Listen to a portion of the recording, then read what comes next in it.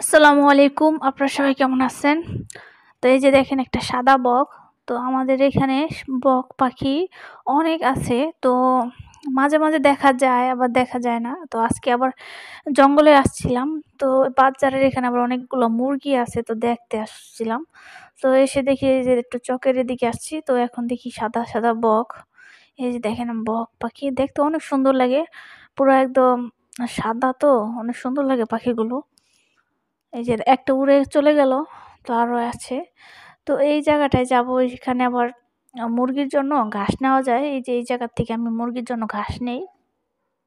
তো এই যে দেখেন এই যে এগুলো কলমি শাক না, এগুলো হচ্ছে অন্য একটা ঘাস পাতা। তো এটা কলমি ফুলের মতনই সুন্দর ফুল হয়। তো কলমি ফুলটা হচ্ছে অন্যরকম। তো কলমির শাকটা আমার মুরগিতে খেতে পছন্দ করে, তো আমি তার জন্য এসেছি এখানে। তো আফিয়া বুড়িকে নিয়ে আসছি, তো ও আবার কিছু ফুল নিবে, তো দিলাম ফুল। তো এই জায়গাটা উঠতে একটু অসুবিধা হয়। এটা হচ্ছে বালু দেয়া, মানে পুরা ভরে ফেলছে, তো যার কারণে এখানে অনেক কলমি শাক হয়, ঘাস পাতা এগুলো হয়। তো এখান থেকে আবার নিয়ে নিয়ে তারপর আমি মুরগিগুলোকে দেই। তো আমি এখন চলে যাব। তো এই যে আসার সময় জঙ্গলে হঠাৎ সেই মুরগিটা দেখতে পেলাম। এই যে দেখেন এটা পুরো আমার মুরগির মতনই দেখতে, কিন্তু আমার মুরগির চেয়ে বেশি সুন্দর লাগতাছে এই মোরগটা। মুরগিটা আর কি অনেক বড় সাইজে।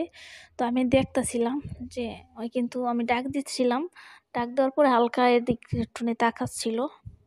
অনেক বড় সড়ো একটা মুরগি।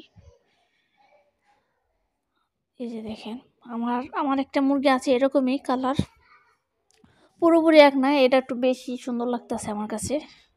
তো ওরা এই বাঁশবাগানে ঘুরে বেড়ায়।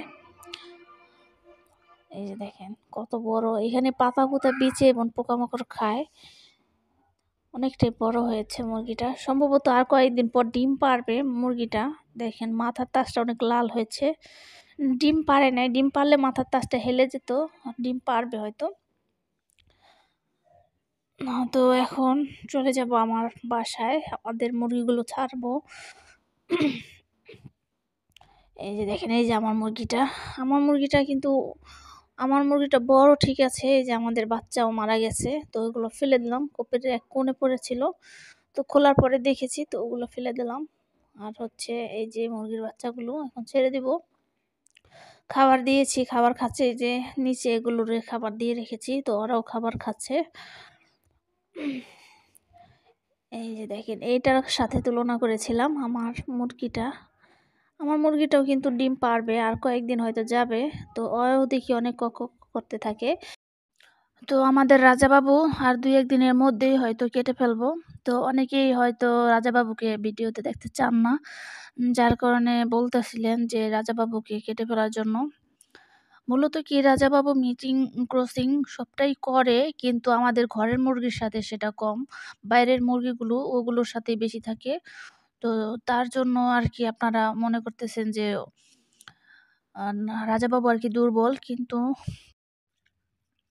তো এমনিতেও কিন্তু মুরগিটা সুস্থ সবল।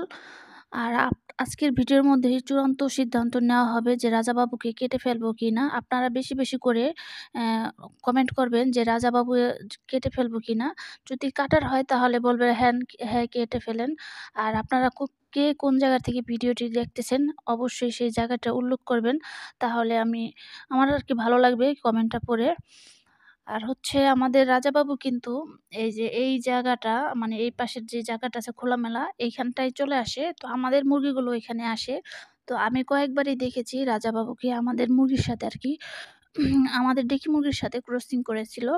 তো যখন বাইরে থাকে ছাড়া অবস্থায় যে কখন কোন সময় করে সেটা তো আমি খেয়াল রাখতে পারি না। তো ভিডিওর মধ্যে মানে দেখাতে পারিনি আপনাদেরকে। তো আপনারা তার জন্য হয়তো ভাবতেছিলেন যে রাজাবাবু মানে অতটা ভালো মুরগি না আরকি। এটা কিন্তু ভুল ধারণা। আমি বলে দিলাম আপনাদেরকে। তো আজকে আপনারা অবশ্যই কমেন্টে উল্লেখ করবেন যে রাজাবাবুকে কাটবো কি কাটবো না। তাহলে সেই অনুযায়ী আমি সিদ্ধান্তটা নিবো আরকি। এই যে দেখেন এখানে কিন্তু অন্যান্য মুরগিগুলো চলে আসে। এই যে এখানে খড়কুটার মধ্যে অনেক পোকামাকড় আছে, এগুলো খায়, ছাড়া থাকে আরকি। তো আজকের ভিডিও ছিল এই পর্যন্তই। আপনারা সবাই ভালো থাকবেন, সুস্থ থাকবেন। আসসালামু আলাইকুম।